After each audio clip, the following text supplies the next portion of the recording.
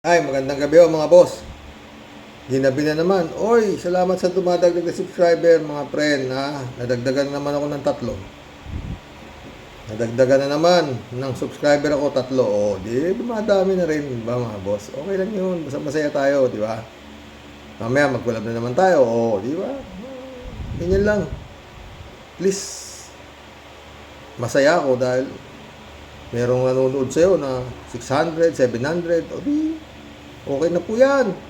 Basta masaya tayo. Kanina nga pala, nagkausap na naman kami ni Pastor Jun Lagon. Ang tagal na naman, oh. Alas 2 dito eh. Nung naghiwalay kami mag-usap eh. Pre, kako, Pastor, mukhang inaanto ka na. Anong oras ba dyan? Alas 12 na rito. Kuya Roque, sabi niya, uy, matulog ka na. Kako, ang ganda ng kwentuhan namin, oh. Napagkwentuhan namin actually. Yung parating na September 23, oo, na tungkol dito sa kay Digong, no. Sabi ko, hypothetical question, Pastor. Kung ikaw baka ako ang nasa katayuan ni Duterte, kunyari ikaw si Duterte, anong gagawin mo? Papakamatay. Ako, hirap kay Digong, ayaw makinig sa akin, tawa na tawa si Pastor, oo. Sabi ko dapat sa kanya, prosecutor siya eh. Alam niya naman na yung kaso na yan, wala namang patutunguhan talaga yan dahil sarili niya inaamin na nga niya kung lahat ng pakikita lang naman yung mga pag-amin niya sa Senado, saka sa Kongreso, saka pagwawala niya dun. Makikita na agad ng ICC kung gaano siya kawalang yung tao.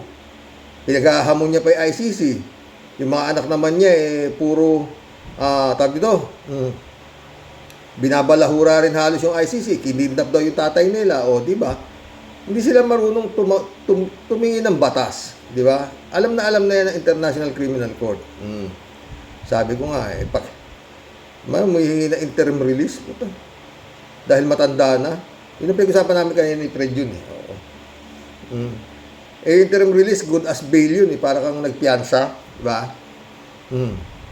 Putra si Kako, ang kaso niya, crimes against humanity. Paano siya, no bail yan paano interim release? Di ba? Ako para sa akin, Pastor Jun Kako sa kanya.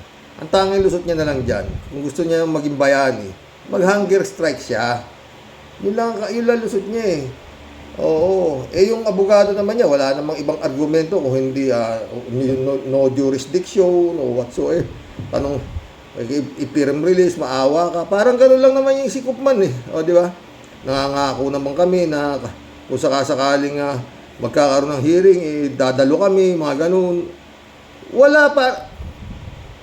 Sabi nga kay Pastor alam mo, Pastor, pag ang ICC na pumabor sa mga hinihingi ni Koopman, nagkabayaran. Wala nang iba. Sabi ko, di ba? Gumana ang hindi money power, di ba?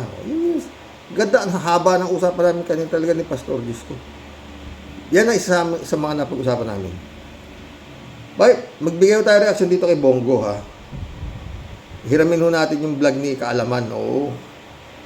Idol ko rin si Kaalaman.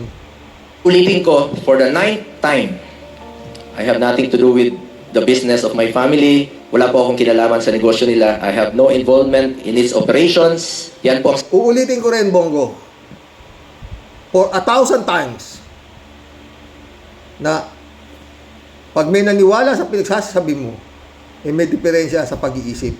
Oo. Itong pamilya mo, wala kang kinalaman. Ikaw naman, Bongo, sa totoo, kakapal ng mga mukha nito, sa totoo, yung mga senador na to. Oo. Pakinggan natin. Sinabi ko noon pa, I will resign kapag pumasok po sa City Hall or sa Malacanang. Paulit-ulit ko itong sinabi. Ayaw ko po makisali sa... Paulit-ulit mo sinasabi, mag-resign ka na. Hindi ka naman kabawasan sa Senado Sa totoo lang. Hindi ka naman senador ng Pilipinas. Senador ka ni Digong. Negosyo ng pamilya ko at ayaw ko rin po silang makialam. Alam niyo ba na may nakahandang kaso na pwedeng magpabagsak sa karera ni Senator Bongo? At kung mapapatunayan ito sa korte, may posibilidad na siya ay makulong. Ang dahilan ay koneksyon ng kanyang pamilya sa mga kontrata. Talagang, sa totoo lang mga boss, kung seryoso si PBBM, ha? Talagang kulong to. Kulong yan. Bawal eh. Maski itong si Jesus is Lord, Joel is Lord, papasok din yan. Matatanggal mga yan. Maski itong si Senate President nato na si Jesus Escudero, tanggal din yan. Kasi bawal nga yun nga vote buying, bawal eh. Yung pahalos binibenta mo yung prinsipyo mo sa isang kontrarista sa halagang 30 milyon. Oh. Yan, napag-usapan din namin kanina ni Pastor Julayo. Sabi ko, baka itong kontratista na ito, itong lugaw na ito eh, baka lihim na kasama ni ni Escudero eh. Oh. Pwede, di ba? Mga damis lang ng mga politiko yung mga yan, di ba? Oh. 30 million. Ano siya? Bilyonaryo. At yun, hindi ako niniwala. Biglang lumobo yung nung nagbigay na kanya ng 30 million, biglang lumobo yung mga project niya sa Sursugun. O, di ba? O. Kaya, pag diniinan talaga ni PBBM. Tuloy. Gobyerno na nagkakahalaga ng daan-daang milyong piso. Sa video na ito, titingnan natin ang mga dokumento at mga ulat na inilabas ng iba't ibang grupo at susubukan nating sagutin kung bakit malaki ang epekto nito sa politika ng bansa. Pero bago po ang lahat, baka pwedeng palike ang video na ito dahil napakalaking bagay na ito sa aming content creators. Maraming salamat po. Si Bongo ay kilala bilang malapit na tao kay dating Pangulong Rodrigo Duterte. Bago siya naging senador, siya ay tagabili ng Maruya ni Las Cañas. Mas malapit ibig sabihin talaga ito. Parang anino lang talaga ito ni Digong. Oo. Mga alam kung ano nito eh. Kung paano yumaman nga to. Sabi nga ni Las Cañas, tagabili ko lang ng Maruya yan eh. O, di ba? Tsura ng mukha oh. Yan, daming naniwalang tao rin. nagsilbi muna siyang Special Assistant to the President. Dahil sa posisyon na ito, lumakas ang kanyang pangalan at dumami ang koneksyon niya sa gobyerno. Ngunit kasabay ng pag-angat ng kanyang karera ay Mantakin mo yan mga friend. Nung naupo itong si Digong neto, Special Assistant to the President. Anong klase mga item yan, no? Spiritual advisor. Yung demonyong rapist na si Kibulog, nakakulong ngayon. Economic advisor in check. Pero walang nakapalagi ng mga panahon ni Digong. Wala. Puro paltos na. Umpisa pa lang pag-upo niya, puro paltos na eh. Di ba? Oh. Lahat ng mga nakatagit sa kanya, yung mga bataan niya, nung panahon na siya ay mayor. Oh, di ba? At nag-promote na nga si Bato. Nilagyan ng 4 na estrella rito. Oh, di ba? PMP chief, mantakin mo. O, tuloy. Mami rin ang mga tanong tungkol sa kung paano ginagamit ang impluensya niya at ng kanyang pamilya. Lumabas sa isang investigative report na ang kumpanya ng pamilya ni Bongo na tinatawag na CLTG Builders ay nakakuha ng malalaking proyekto mula sa gobyerno. Ang kumpanyang ito ay pag-aari ng kanyang ama.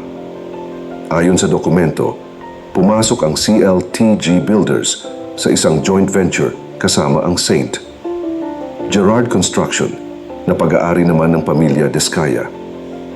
Ang dalawang kumpanyang ito ay nakakuha ng hindi bababa sa 5 proyekto noong taong 2017. Ang kabuuang halaga ay umabot sa 816 na milyong piso. Kung susuriin natin, napakalaking halaga nito. At dito pumapasok ang problema. Bilang isang senador, si Bongo ay may tungkulin na iwasan ng anumang conflict of interest. Ito yung mukha niya, no? Oh? Hindi dapat na ang pamilya niya ay direktang nakikinabang mula sa mga proyekto ng gobyerno. Ang tanong ngayon ay malinaw. Kung napatunayan na ang kumpanyang pag-aari ng kanyang pamilya ay nakakuha ng ganitong kalaking kontrata, paano niya maipapaliwanag na Paano mo nga ipaliliwanag yan na walang koneksyon si Bongo dyan? Di ba? Mga boss? Natatay niya eh. Tapos, ang pangalan ng ano, yung kanyang initial. Christopher Lawrence Tesorio Go. Tapos sabihin mo, talagang ewan ko, no, ang tingin siguro nitong mga taga Davao na to sa Pilipinas, mga bobo. Taga Davao lang ang matalino. Ganun ba yun? Tuloy mo. Kala mo. Walang kinalaman dito ang kanyang posisyon sa gobyerno. Hindi rin ito ang unang beses na nailabas ang ganitong impormasyon. Noong 2018 pa lang ay naiulat na ng Philippine Center for Investigative Journalism o PCIJ na nakakuha ng sunod-sunod na kontrata ang pamilya ni Bongo sa Davao Region. Nangyari ito Puta, gaano kahirap makipag-bidding sa gobyerno, mga boss? Kung wala kang cockpit.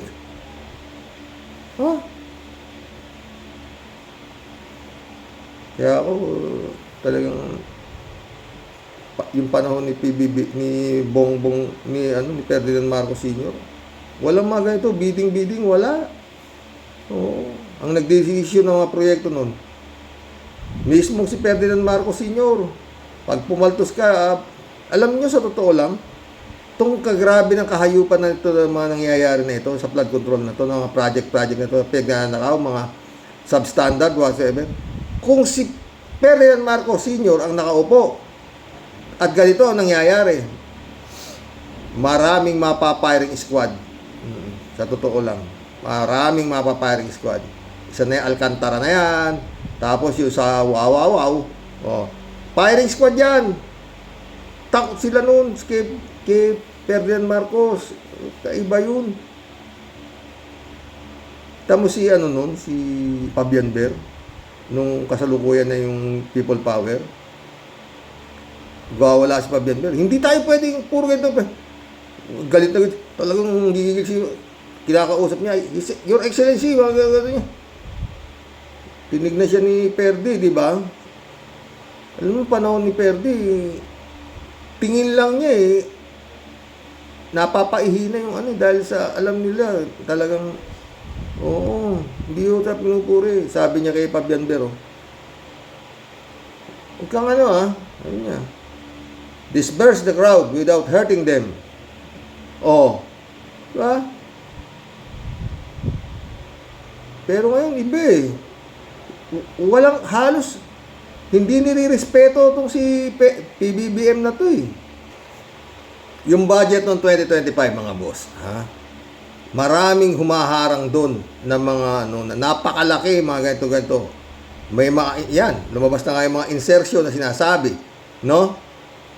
Pero, ganun pa man, naka-televise po yan, Nung pinirmahan ni PBBM ang budget na ilang trilyon, pinirmahan niya. Nung pagkapirma niyang ganun, puta ragis, yung mga nasa likod niyang mga buhaya, palakpakan. Palakpakan sila, masayang-masaya sila. Ayan na nangyari. Eto na naman tayo. Mas malaki naman yata ngayon ang budget kesa doon sa 2025. Patay na naman si Juan de la Cruz. Kung pipirmahan na naman ni Ferdinand, nito si Bongbong Marcos, itong darating na budget para sa 2026. Sana hindi. Nanakawin lang Kung hindi lang sana natanggal si Ferdinand Marcos Sr., walang ganito Tsaka kasi hindi kagaya ng hindi siya nakabuo Hindi kagaya nitong si Digong. Lahat nagawa niyang vice president yung anak niya, ngayon gusto niyang gawing presidente, ganito. Si Marcos Sr. nun walang papalit di ba? Kaya si Cory Aquino ang naipalit. Lalong nagkalintik-lintik na. Come to the point. Na yan ngang Duterte na yan, produkto ni Cory Aquino. Kasi ang pinepwesto ni Cory Aquino, yung nanay niya si Duterte. Ayaw. Kaya si Duterte ang naipwesto. Nai-appoint bilang vice mayor yata nung in-appoint yan Mula nun, hindi na bumitaw sa pwesto yung halimaw tuloy. Ganun nangyari dyan Tuloy. pagkatapos maupo si Duterte bilang Pangulo.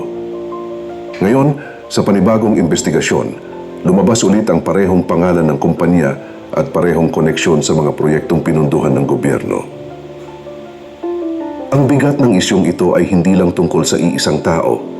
Mas malalim ang tanong ngayon na paano makakasiguro ang publiko na patas ang pamimigay ng kontrata kung may mga politiko na ang pamilya ay direktang nakikinabang dito? Ang mga proyektong ito ay galing sa buwis ng mamamayan. Ibig sabihin, bawat pisong nawawala o napupunta sa maling kamay ay may katumbas na kalsada, tulay o ospital na hindi na itayo para sa tao. Sa ngayon, nakatutok ang investigasyon sa mga dokumentong hawak ng DPWH at iba pang ahensya. Kapag napatunayan na may mali sa proseso, posible itong maging basehan ng kaso laban kay Bongo. At kung umabot ito sa korte, hindi malayong maparusahan siya, kabilang na ang posibilidad ng Okay, pagmumukha niya, no? Mukhang ano, no? Parang kung titignan mo siya, parang walang, hindi gagawa ng kasalanan, ano? Talagang poker face na poker face, eh, no? Tapos magangangak pa, no? kulong. Kung sa unang bahagi ay nakita Ang problema, korte na naman tayo. Pag umabot sa korte, pwedeng masintensya ng kulong, sabi ni sa ayon kay kaalaman. Paano kukulungin yan? Sa korte mo sasampayan? Eh, ang lakas sa korte niyan. Oh, di ba? Eh, daming abogado niyan. Oh, di ba? Oh. Ang problema eh. Tuloy natin. Haba pa ito eh. natin kung paano nadawit ang pangalan ng pamilya ni Bongo sa mga proyekto, ngayon ay mas lumalabas ang mas detalyadong datos. Dito natin mas makikita kung gaano kalaki ang naging bahagi ng kanilang kumpanya sa mga kontrata ng gobyerno sa Davao Region. Kapag nagbukas ka ng website ng Department of Public Works and Highways o DPWH, makikita mo roon ang listahan ng mga proyekto ayon sa rehiyon. Kasama dito ang taon kung kailan ito ginawa, ang halaga ng proyekto, at kung aling construction firm ang nakakuha. Ang mga dokumentong ito ay bukas para sa lahat, kaya kung marunong ka lang maghanap, makikita mo ang buong galaw ng mga kontrata. Para mas maayos ang pagsusuri, inililipat ng mga nag-iimbestiga ang datos mula sa website papunta sa spreadsheets. Doon mas madaling makita kung magkano ang kabuuang halaga ng mga proyekto kada taon. Sa ganitong paraan, makikita ang pattern ng paglobo ng kontrata na nakuha ng CLTG Builders, ang kumpanya ng pamilya ni Bongo.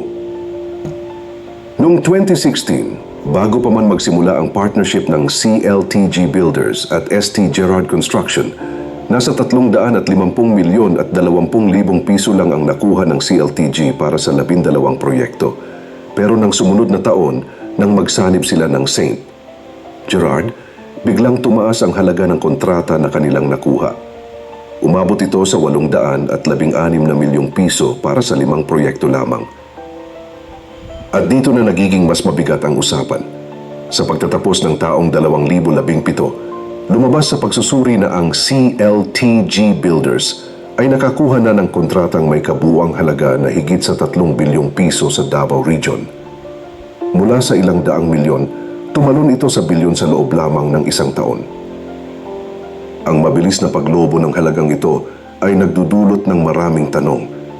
Paano naging posible na sa unang taon pa lang ng administrasyon ni dating Pangulong Duterte at sa panahon na si Bongo ay nasa tabi niya bilang special assistant, ganoon kalaki ang nadagdag na proyekto sa kumpanya ng pamilya?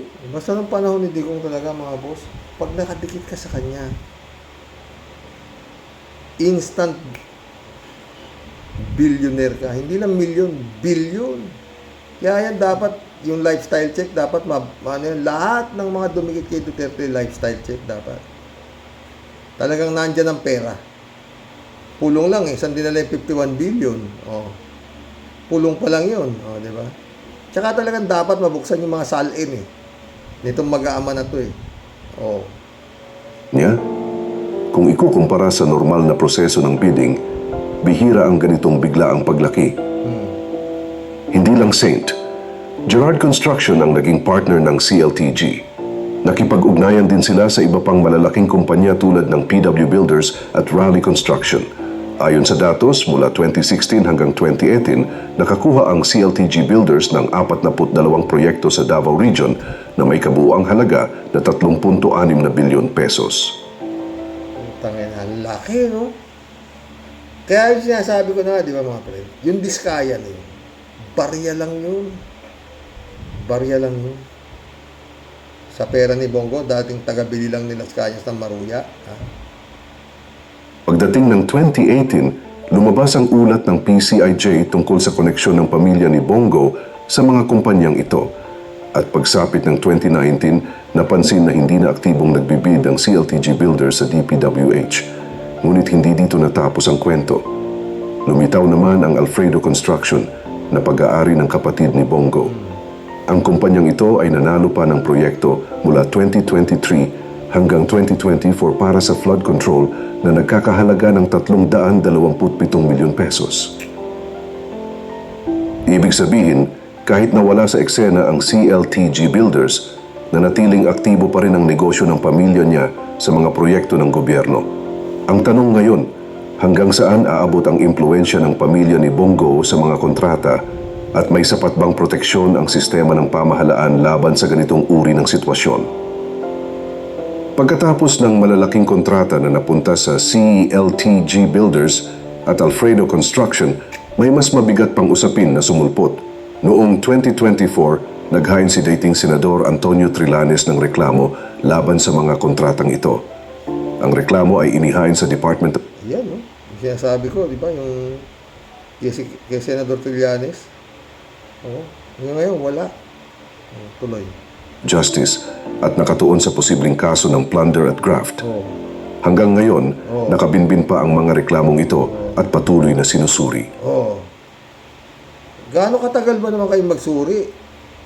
Department of Justice.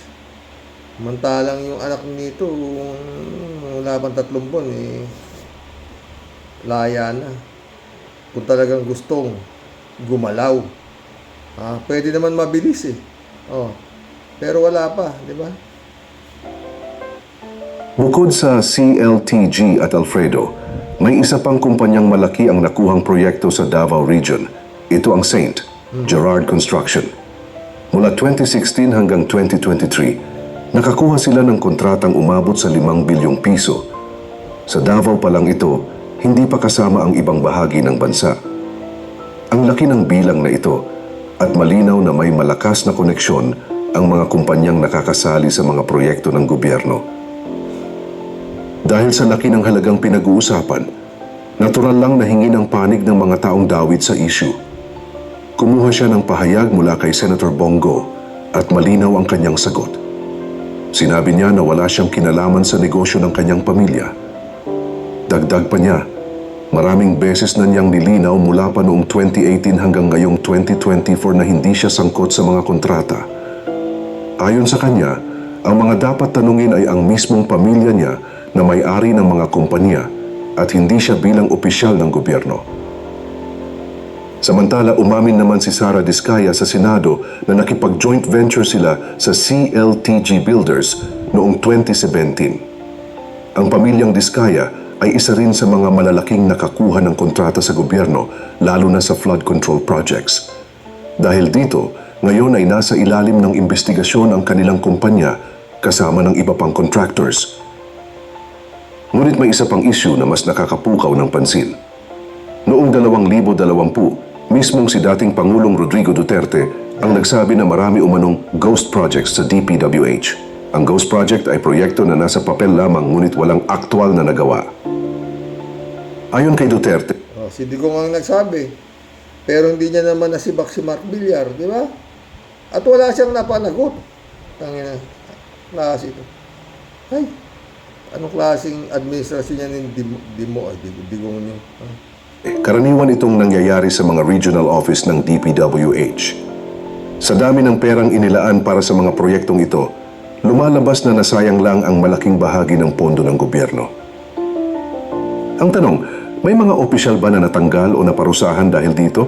Wala. Wala tayong nakitang malinaw na aksyon noon laban sa mga taong posibleng sangkot. Kaya mas lumalakas ang hinala na protektado ang ilan dahil sa kanilang koneksyon sa mga nasa kapangyarihan. Ngayon, sa panahon ni Pangulong Marcos Jr., mas lantad na ang mga impormasyon tungkol dito. Garapal. Kahit pwedeng itago ang mga ulat para hindi madamay ang kasalukuyang administrasyon, pinili pa rin nila na ilabas ito. Para sa marami, ito ay senyales na kailangan ng seryosohin ang investigasyon at itama ang maling gawain na matagal nang nangyayari. Kung lahat ng proyektong ito ay nagawa ng maayos, sana mas maunlad na ang ating bansa. Sana. Sa halip, nasayang ang bilyon-bilyong piso ng pondo na galing mismo sa buwis ng mga tao. Hindi Hindi naman nasayang, friend. Napakinabangan ng mga anak ng mga magnanakaw. Ito man ang mga buhay nila, mga branded, relo, bag, damit, pucha, travel dito, travel doon, di ba? Nasayang para sa mga taong may hirap, pero sa mga talagang napakasarap. Di ba? Diskaya. mga kontraktor ang dapat managot, kundi pati na rin mga opisyal ng gobyerno na pumirma at pumayag sa mga proyektong ito. Sa dulo, kahit sabihin pa ni Senator Bongo na wala siyang kinalaman, mahirap ihiwalay ang kanyang pangalan dahil pamilya niya mismo ang nakinabang. Oo naman. Kung tunay na malinis siya, dapat suportahan niya ang isang malalim at patas na investigasyon. Tama. Mga kaalam, ano ang palagay niyo? Dapat bang kasuhan ang mga sangkot kahit mataas ang kanilang posisyon? I-share mo na ng sagot. Dapat yan eh. Totoo lang eh.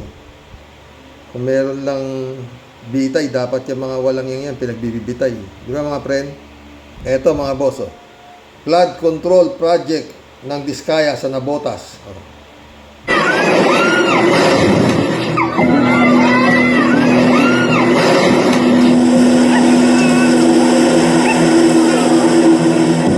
Sa video ito, makikitang aktwal na pagguho ng isang river wall sa Barangay San Jose, Navotas City.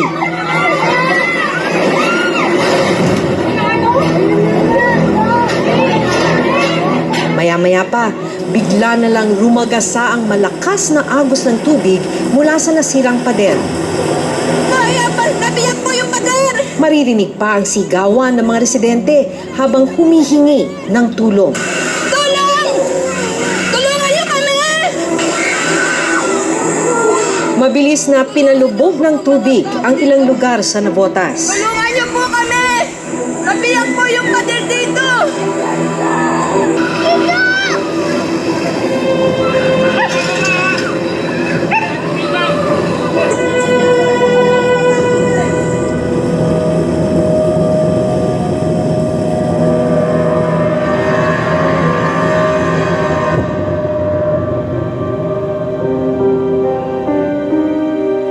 Hindi naman po talaga kami binabaha dito eh. Kahit sinasabi nila wala daw may kasalanan.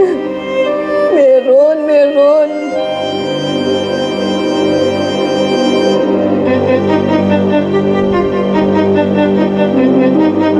So simula noong 2024 hanggang ngayon, ginagawa pa rin yung navigational kit. Yes pa ma'am. Habang nagko-conduct sila ng material testing, unti-unti din po nila nakikita na yung accumulated wear and tear sa kalumaan po ng structure natin, yun din po yung nire-repair ngayon. Ano ang dahilan ng biglang pagguho ng pader na nagpalubog sa lugar? Ayan yung pader ng aling na mamigay na. Sa barangay Doña Imelda, Quezon City, unti-unti nang tumabingi ang isang retaining wall. Magsisilbisa ng proteksyon ng mga residente ang proyekto sa tuwing tumataas ang tubig sa ilog. Sana po, mapansin na kami. Ayan, pag makulimlim pa lang, kinakabahan na ako, ma'am. Natatakot talaga ako.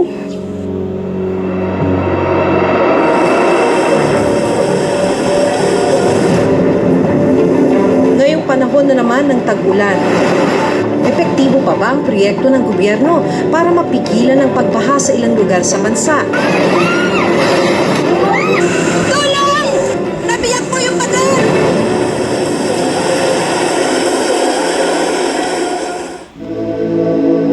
Ay, nako, Panginoon. Kaya ako, mga boss, pag meron akong problema,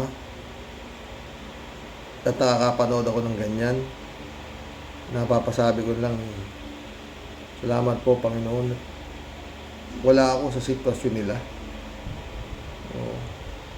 Talagang, wala akong sinasabi ko, nagpapasalamat pa rin ako. Oo. Napakabigat ho ng kanilang mga sitwasyon. Sa totoo lang, puta. Yun sabi nung babae, pag kumulimlim na raw yung panahon, kinakabahan na siya. Wala naman silang ibang mapagpatayuan ng kanilang bahay kung dito sa lugar na yun. Dahil nga, mababang laylayan lang sila. Ay, nako, mga Panginoon. Pero, kung hindi dahil dito sa mga demonyong ito, na inuuna ang pagpupuno ng kanilang mga bulsa, no? At wala silang pakialam. Basta importante, pera. Kami kotse meron kayo. Personal use lang namin, nasa 30 plus na yata siya. 40 plus. 40. Mga 40 plus. Anong klase mga sasakyan to? Ginagamit niyo ba lahat yan? Yun, hindi na nga. Hindi na nga, kasi dami. Ito yung Cadillac, white and black. And then, syempre, yung Lincoln Navigator, Denali. GMC Denali. So, black and white version din siya. Pero ano to, walang ganito sa Philippines. Nasa YouTube? Oo, nasa Grand Wagoneer, parang Jeep. Oo, si Suburban. Tsaka si Wow, ganda. Alphard. Yeah. So, ito yung Dodge Ram. And then, the Tundra na Toyota. Sobrang comfortable. Ang ganda ng suspension nito. And then, the Toyota Sequoia, yung X5, tsaka yung F-Pace na Jaguar. Jaguar naman to. Yes. Altera. GLS. Mercedes-Benz. Yeah, GLS. And then the Volvo XC90. Hindi ko na ginagamit. Oo, ang anak ko, ewan ko, anak ko gumagamit nito. Bili namin. This is the autobiography Range Rover. Range Rover. The Evoque. Oo, gusto ko sana maliit lang. Tsaka yung kulay niya kasi gusto ko red. Defender. Nakita ko to sa Dubai. No? Nakita ko sa magazine. Tapos sabi ko, gusto ko ng ganito. And then we have yung LM, yung Lexus na kakambal niya si Alphard. Ito so, yun. oo, yung Savannah, nagpahanap talaga. May kakambal pa ng putang ina. No? Sobra. Yung artista van. Unang bili namin ng white na Cadillac, dumating tong Ford Bronco. Binalik to. So this is one of the first editions of the Ford Bronco. Benz GLE. Ito yung unang namin na Mercedes-Benz. Tapos ito yung X7. Nung lumabas siya, bumili kami kaagad. Natuwa naman ako. Kasi ganito X7 din na X7. mahaba kasi Yes, siya. mahaba siya. Kasi Malaki. Mas malaki sa mga... Ibang klaseng matuwa to, no? Rolls Royce nito, 42 million daw eh. Normal na ng Mercedes-Benz. tapos we have yung Sprinter, isang artista van din siya. Talagang showbiz na showbiz. Artista ba na Kasi naman? Ito naman, the Gladiator. This is my son's car birthday gift namin sa kanya to. Wow. So, Ito, this Porsche. is the Porsche, yes, Cayenne. Pero hindi namin nagagamit, Maserati. Maserati. Yes. So, nung lumabas siya, bumili kami na Maserati, itong model na to. Hindi rin siya nagagamit. Anak ko lang gumagamit. This is the G63. Benz na Avantgarde. Kasabay ito nung kulay blue na Benz. Itong dalawang moon buggy, dadali namin sa farm namin to sa Batangas pag nagawa na. The Bentley. Wow. Yes. Binili ko to kasi kaya nagustuhan ko to. May wine glass din sa loob. May Pinalagyan ng decanter. wine. Yes. Social. Pero hindi naman namin nagagamit. Mercedes-Benz Maybach. Yung SUV version ng kinuha namin. Multicolor. Yung latest. Your favorite? Yes, our favorite is the Rolls. Rolls-Royce. Yes, Uli na. Rolls. So kaya mo to kinuha dahil Kasi ito, may payong oh. Natutuwa ako sa payong. Paano tuwa to? siya sa payong. Ayan. Pero hindi ko pinagagamit tong payong na to. Hindi pwedeng gamitin. Oo, kasi mahal yung payong. Kaya ako siya nabili kasi tuwa ako sa payong. Nakita nila, pagpasok, pag nagpa-park sila dito, ang dami yung gandang kotse, kanino yan. Sa amin lahat yan yung luxury car. So, Napaka-inspiring ng kwento ng buhay niyo. I'm sure marami may inspire sa ating kwentuhan ngayong araw na ito. Ano karami kotse meron kayo? Personal use lang na.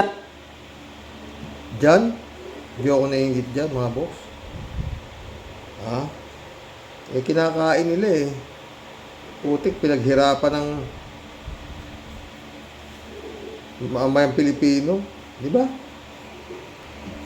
Yun lang yun, mga friend. Ito lang. Yung mga pinapakita yung mga dismaya na yan, hindi ako naiingit dyan. Bakit? Eh, kagaya ngayon, inaabot nila, mga hype sila, o, di ba? O, sana, diinan talaga to ni PBBM, no?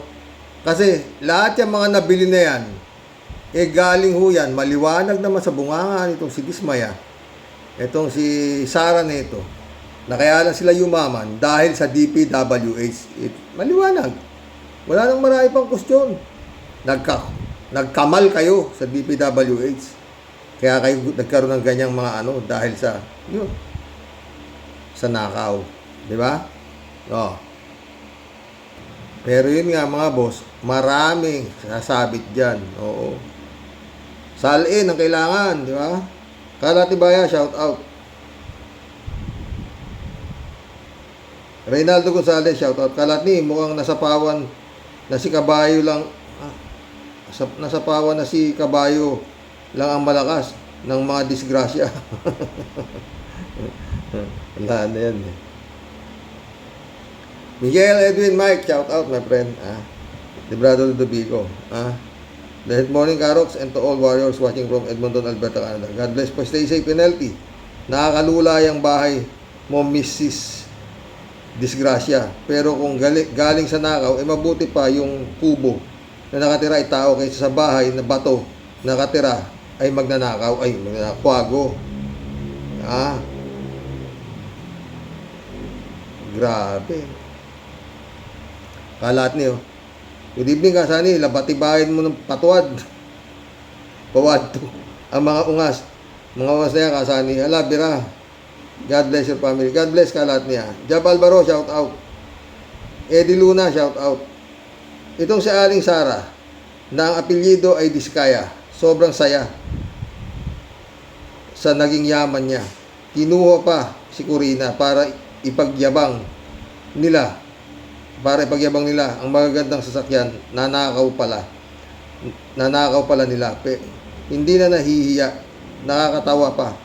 Ang kapal ng muka. Ma-high blood ka. Totoo yan, Ed Luna. Jokiano, shout out. Karoks, daming ang pending. Epal pa. Suggestion na lang. Ito. David Ali Mendoza.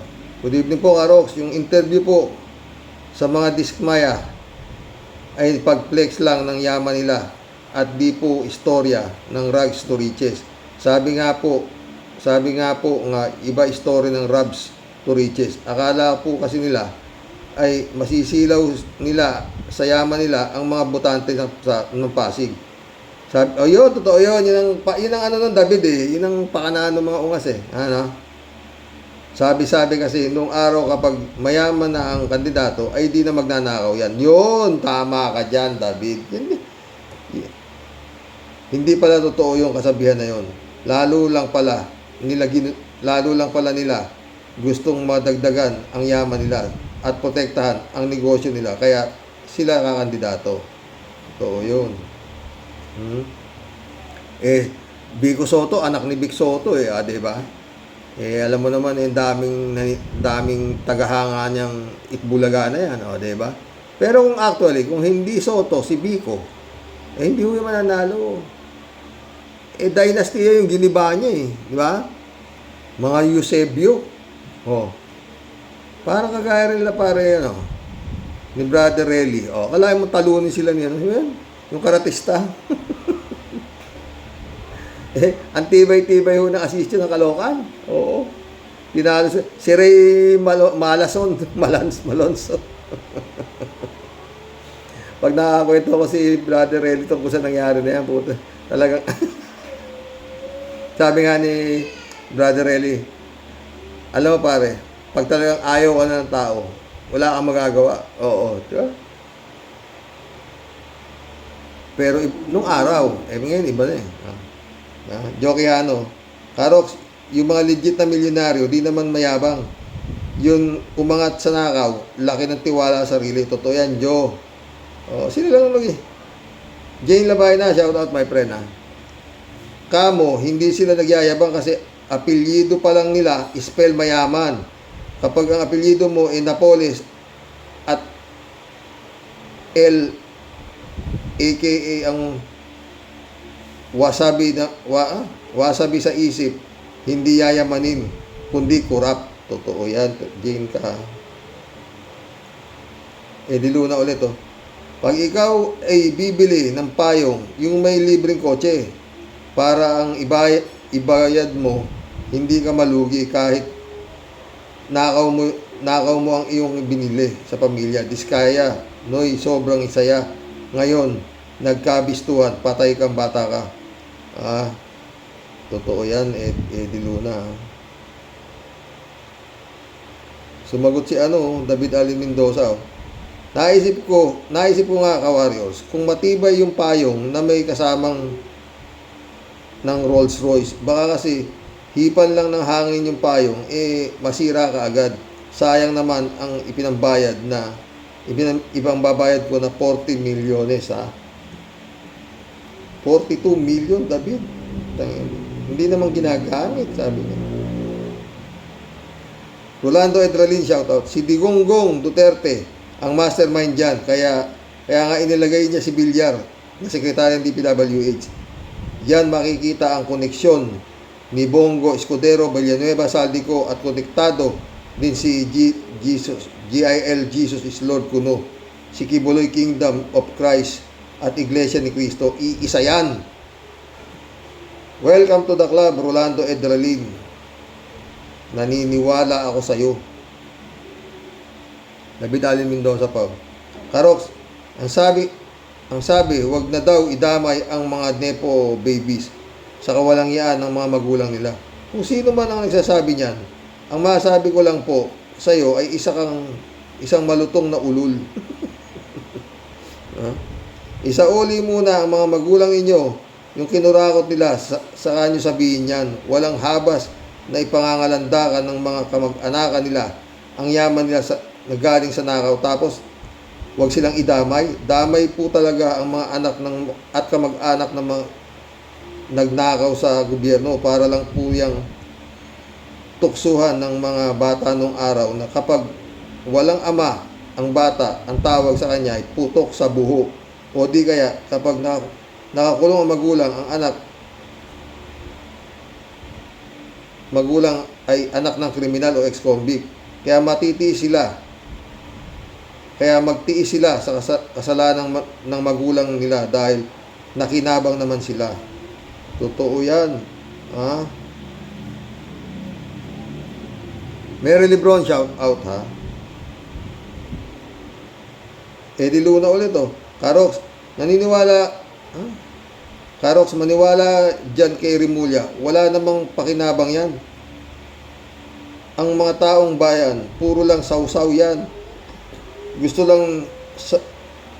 lang sa daldal yang si Rimulya. Hindi bagay ang pangalan niyang Jesus. Kaya hindi ko mamura ang pangalan niya Si Bantag nga, tama ka Karox. Wala nga siyang masabi, puro daldal. Totoo yan, Eddie Serapin Divina, shout out. Xerox, dapat alisin na ang mga senador at kongres. Dapat lang. Talagang dapat lang. Kasi wala naman silang naitutulong Sa totoo lang, panoorin ninyo yung mga balitaktakan nila. Meron ba silbi? Wala. May may nagagawa ba sila sa Pilipinas? Wala. Diba? Pahirap. Mantaki mo mga party list nila, puta na. Dapat, ang mga nandiyan sa party list, yung mga parang nasa medyo mabababang dahil party list nga, puta na. Saldico, may party list. Puta, puro bilyonaryo. Nung panahon ni Ferdinand Marcos, wala yung mga panty list na yan. Okay na yan. May, Atty. Claire Castro. Oo. Ay, matatapos na tayo. Mag-sarap ng kwento natin eh. Ha? Eh, di luna ulit. Ang mga Pilipino ay walang asenso, lalo pat paniwala lagi sa Senado. Takip dito, takip doon, lalo pat kaalyado. Kaya ang magnanakaw ay umaabuso. Wala nang papatay o na pepreso. Sayang pera namin sa inyo. God bless, Karox. God bless, Eddie Luna. Eddie Luna ulit. Karox, ako'y naniniwala na may Diyos at napaka makapangyarihan sa lahat. Kaya walang imposible sa Kanya. Totoo yan. Pag Siya ang nagsabi at gumawa, kung walang Diyos, sinong gumawa ng hangin? Yun! Tama! At tubig, hindi factory o anumang makina, kundi sa Diyos nagmula ang lahat-lahat sa atin. Lord, you're the greatest. Totoo yan, Eddie Luna, sabi ko. Yan ang pananampalataya, no? Paulit-ulit, ha? Pag ako naipit, hindi ho ako napapabayaan. O, kung ikikwento ko sa inyo, ang aking buhay, sus Mariosep, hindi pa ho ako lumapit sa Kanya nung talagang problemang malaki. Doon lang ako lumalapit sa Kanya pag talagang malaki. Oo. Pero pag dasal ka sa gabi, Lord, layo niyo po kami sa anumang mga mahal ko sa buhay, sa anumang sakit at kapahamakan. Yun lang. Pagising mo ng umaga, Lord, salamat po at nakakatulog ako ng maayos. Ang ganun. Diba? Lord, salamat po, umabot pa ako sa edad na ganito. Ganun. Ha? Tsaka yun nga, paulit-ulit mga friend. Pag kayo ay may, huwag mo kayong maano sa mga depression. Pag kayo nadidepress, tumingin kayo sa mas mababa sa inyo. Tsak, sasabihin niyo, Lord, salamat po. Mas maganda ang katayo ko kaysa sa kanila. O lalo yan, pag nakikita natin yung mga ganyang nagsisigawan dahil sa baha, puta, mababagbag na yung puso mo eh. Masasabi mo na lang eh, Lord, tulungan mo po sila eh. Ha? Sila po ay biktima ng mga magnanakaw. Sila po ay biktima ng mga demonyo na nandito sa lupa. Chupista Bonao, shout out. Good evening po kuya sa mga ka-warriors. Lahat ng pinaka sinungaling, pinakahambog, nakapal, pinakahayop, grabe. Nasarap yung itali sa bahay ng langgam para unti-unti niyang maramdaman ang sakit ng mga nanakawan nyo. Totoo. Chupista ulit oh. Sana hindi po kwentuhan lang yan. Kung anong nararapat na parusa nyo, sana maipatupad nyo. Totoo. Chupista ulit. May nagtanong na reporter sa abogado ng mga Diskaya, di daw po niya alam yung pala, nakatakas na. Puta, balita nga, nasa Vietnam niya. Putang ina, ano ba yan? Sa Lunes, harap na sila na naman. Meron na namang sa Senado na naman ba? O saan? Kipisa ulit. Kuya, si Sara Diskaya, may hawig kay Alice Goo. Di kaya ka magkakamag-anak po sila? Ikaw naman, Chupista. Mas hawig naman si Alice Goo, si Go Waping, kay Bongo. Tignan mo, magkahawig sila ni Bongo. Diba? Joel Molina, shout out. Parang Duterte ang dahil sa kayabangan yung nasa dahig. Si Diskaya, ganun din. Sa kayabangan yan, makukulong din habang buhay. Di ba? Tsaka dapat yung mga bahay na pinagmamalaki nila na yan, dapat lahat yan kuhanin ng gobyerno at ipamahagi, i-option, ipamahagi sa tao dahil yan galing sa nakaw. Galing sa taong bayan. Hindi naman dahil sa kanilang pagsisikap. Dahil sa kanilang pangungurakot. Tingnan nyo. Omerto Jr. Salonga, shout out. Good evening, Karox. Bakit puro investigasyon ang ginagawa? Kitang-kita ng anomalya, dapat kasuhan na nila pag mahirap ka, dampot ka agad. Nagka-recruit ka, kulong agad, anak ng mapapamura ka talaga. Puro investigasyon, wala namang mangyayari dyan. Salamat, mabuhay po kayo, Karox. Mabuhay, Mamerto Jr. Salonga. 3J Siopo. Totoo naman sinasabi ninyo di ba? Sabi ni 3J Siopo. Si Marcoleta nga, kung mamuno ng investigasyon sa Senado, walang kalatoy-latoy, halatang bias. Nang nagtatanong si Jinggoy kung ano-anong sasakyan na meron si Sara, sabi ni Marcoleta, ipakita naman ninyo ang picture ng mga sasakyang pinag-uusapan nyo para sa mga di nakakaalam kung anong itsura ng mga sasakyan yan. Tawa-tawa. Walang pumansin sa kanya at tuloy-tuloy lang si Jinggoy sa pagtatanong kay Sara.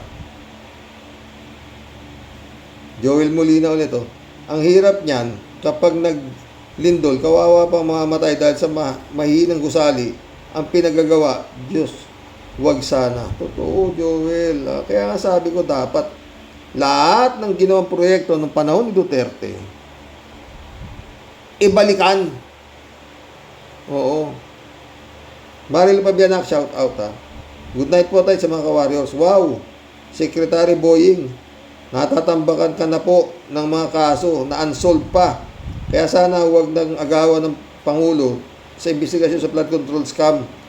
Baka ang mangyari, sa dami ng investigasyon, wala kaming makitang mapapanagot ng mga abusadong magnanakaw. God bless as always. God bless, Marilu. Totoo yan. Wala mong gusto pang pumapil. DJ Siopol Tapos gusto pang maging commissioner ng COMELEC. Oo nga naman kasi di siya matitibag sa pwesto sa loob ng 7 taon. Commissioner ba ng COMELEC ang gusto ni Mulyan? Hindi. Ombudsman. PJ Show. Ombudsman ang tinatarget niya. Friends, Shelby Zapeda, shout out. Christian Sen, July 7, Alcantara, shout out. Analisa Apolinar, shout out Sabi ni Prince Shelby, Naku, yan na naman po kaming mga hari ng Cavite. Ano po, Sir Rox? Puro umpisa. Ba't mga ganyan kasi, Tia Deli? Walang ending ang nobela. Alam mo, Sir Itim, Boying, para mo ng awa, tama na po ang puro kuda at paninindak at pakitang gilas. Ano po ba? Ano po? Ako na po ang sobrang nanliliit. Sa hiyang-hiya na sa mga aksyon mo po, sir. Paragi na lang po tayong ningas kugon.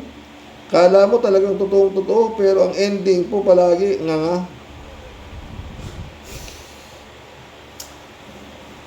Ito na naman po si Tia Deli. Pero totoo sinasabi ni Tia Deli. Anong gagawa natin, di ba? Kaya di mo po talaga masisi si Mister sa totoo lang. Nababanatan po tuloy tayo ng sobrang lupit palagi. Kasi totoo naman po talaga, Sir Itim, Sir Bonjing, yung ating sikat na kasabihan, di baling mayaman, basta daw mayabang. Sir Rox, huwag niyo po kaming laitin. Huwag niyo po kaming lahatin. Hindi naman taga-pugong biyahero po ako. Baka Tia Deli ka, baka nagpapadala ka dyan kay, alam ko, maawain ka, huwag kang mag-aawa dyan kay pugong biyahero. Naku. May gago yan. Yung kabaitan yan, sa impyerno rin ang tungo niyan. Pag nagpastor yan, marami na makukuhang matatanga yan, na mabait siya. Tuloy natin kay Tia Deli, Pugong biyahero, Ano yung pugong biyahero? Nagpapayaman pa lang po, Sir Rox. Saan ba talaga tayo dadalhin itong mga kwentong baha at sarswelang giba-giba na po na ito?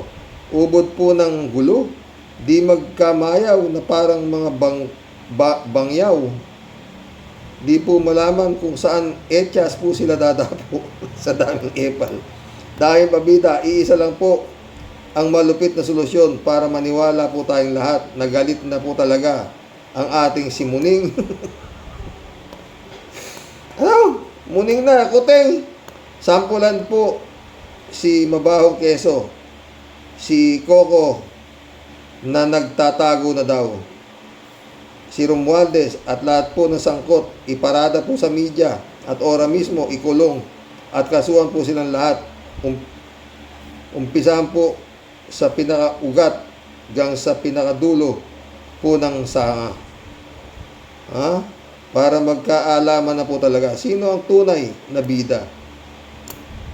Ang mga tulisang buhaya o ang aming muning na sobrang pagkaamo-amo at sobrang napakabait. Ano, Tia Deli ka? No. Siya po ang hari at may hawak ng baston, pero siya po ang nakayuko sa takot. Saan po kaya talaga tayo pupulutin? May pag-asa pa po ba talaga tayo, Xerox?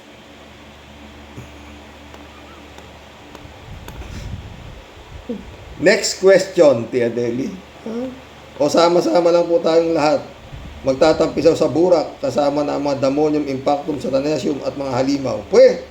Mga pinutukan kayo ng lintek, mga buwisit, mga leche, kinam. Nasartan, mga pang high blood. O talaga. Joselito Mabait, shout out. Rodelia Alpilor, shout out. O nga, Xerox, grabe talaga ang nangyayari sa gobyerno natin. Dapat talaga may makulong. Lahat sila mga record sa pagnanakaw sa kaban ng bayan. Ingat po tayong lahat. God bless po. God bless, Rodelia.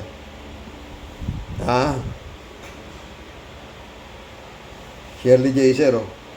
Ewan ko lang kung hindi tabla ng kahihiyan yung mga diskaya na yan. Kauna naman, Shirley, anong kahihiyan sinasabi mo? Almusal nila, kahihiyan. Oo, inaalmusal lang nila. Pero imposible. Wala nang kahihiyan kasi ang mga buhaya sa lipunan. Oo, ikaw tayo na sumagot ng iyong katanungan, my friend. Sarap talagang ipaanod sa baha yung mga buwisit na mga yan. Mga nag-imbestiga. Mga kurap din, halos. Walang mangyayari dyan. Umiska po na si Saldico, Carox. Pinayagan ni Tambaluslos. Ikaw naman, Shirley. May lagnat nga. Kaya magpapa-general check-up sa ibang bansa. Puta, ano bang daan? Bernadette Herrera, shoutout. Ako, Xerox, naniniwala ako sa kanya. Merong Panginoong Diyos. Totoo yan, Bernadette. Wala namang Elizabeth Iscareo. Good morning, Xerox. Grabe ang yaman ng mga diskaya na to.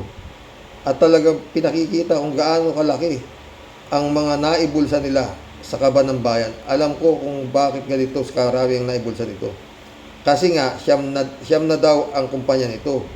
Na kapag nagbibidding, sila at sila din ang makakakuha nito. Sa dami ba naman ng sinalilihan nito ng mga buong bansa, paldo-paldo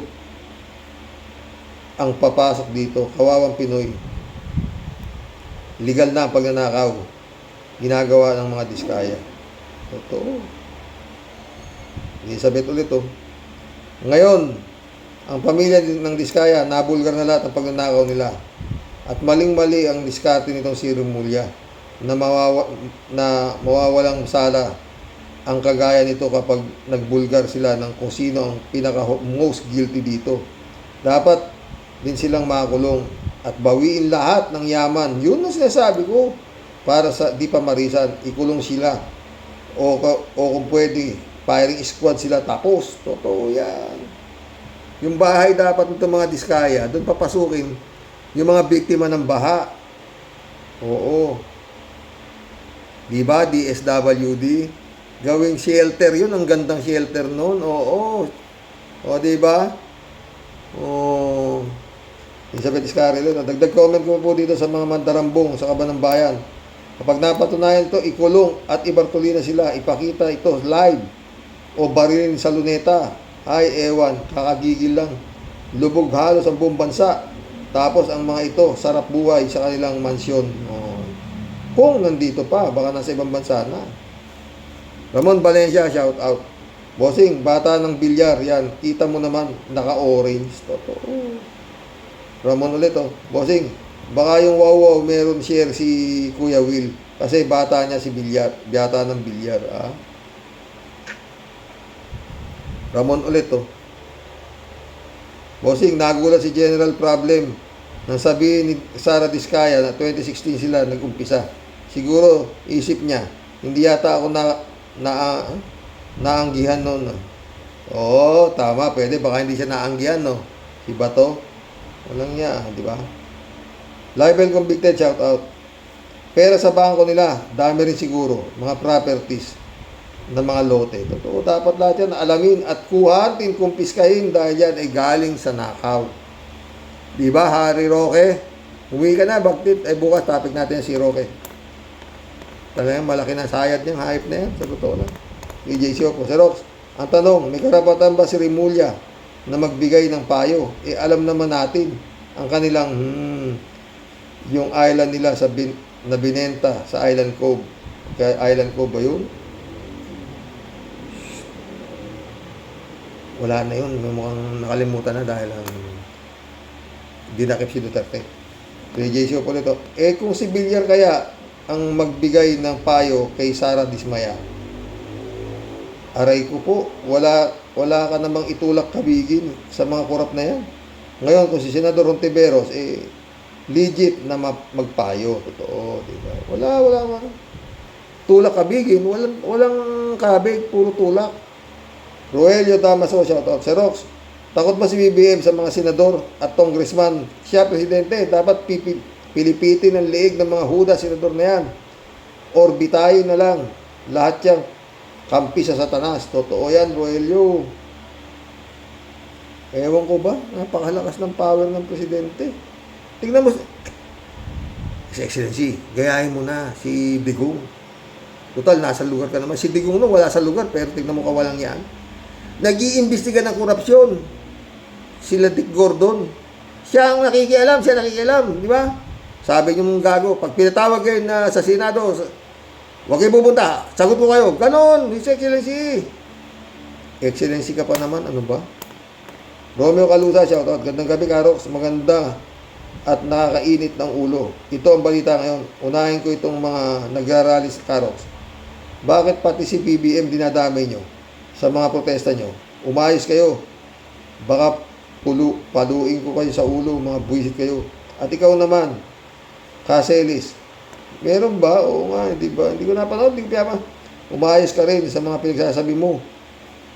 Iisa lang ang tumbok ng pinaglalaban mo, animal ka. Parang gusto mo nang iupo at demonyitang si Sara. At ikaw naman, Atty. Harry Roque, umayos ka rin. People power, aba. Ipapasundo na kita sa mga tauhan sa Ward 25. Konyo ka. Sayad ng utak mo. Totoo. Romeo ulit, oh. Huh? Mag-joke muna ako, Karox. Ito na naman tayo. Bawas stress. O, sige. Hapon at Pinoy, taxi driver. Ayos, hapon ang passenger ko, jackpot. Ayan. Hapon. Very nice country, taxi driver. Thank you, sir. Welcome. Hapon, very good transportation. All jeepney. Lot of color. Taxi driver. Of course, made in the Philippines. Hapon, nagtanong ulit. This car, what brand is this? Sagot ng driver, Toyota, sir. Hapon, very good car, made in Japan. Pero itong hapon, nagtaka, napansin niya ang bilis ng metro. Hapon, nagtanong, why your meter very, very fast? Yung taxi driver sumagot, of course, sir, made in Japan. Napakamot ng ulo ang hapon.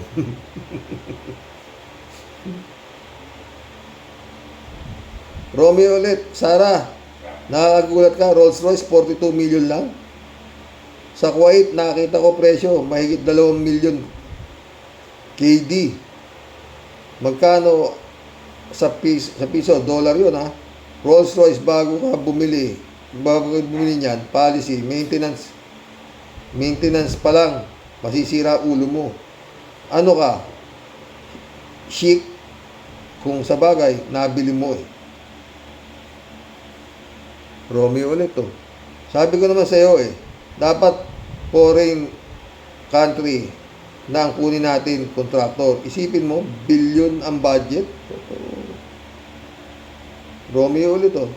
Adoracion Di Maranan, shout out, my friend. Jun Lagun, shout out. Tulog pa yan. Tulog pa si Jun. Romeo Calusa ulit, oh. At itong Wawaw Company, ito ang senador naman, nagtatanong kung may ghost project. Kaya nga ghost project para sa multo yun, hindi sa buhay yun. Gets ba nyo? Gets ba nyo? Ba itong nag-invite nyo, baka itong na-invite yung resource person, baka supulturero sa sementeryo. Diba? Teresita Guzman, shout out. Good morning, sir. Good morning, Sir Rox. Mabuhay po kayo. Mabuhay, Teresita Guzman. You're one of the best vlogger. Ay, salamat, ha. Reynaldo Gonzales, oh. Ganyan talaga gagawin pag ang dinidiyos na ang pera mo. Totoo. Ha? Jan Dimango, shout out, my friend. Christian Cheng, shout out. Edmundo Cheng, shout out, my friend. Oy, mission accomplished. Hanggang bukas muli, mga friend. Ay, nako. Pilipinas. Baka mangyari na ito, eh. Dati, sinusukan natin ng martial law, eh. Ngayon, parang, kung pwede lang, martial law na ulit, eh. Di ba? God bless. Good night, mga boss. Dasal.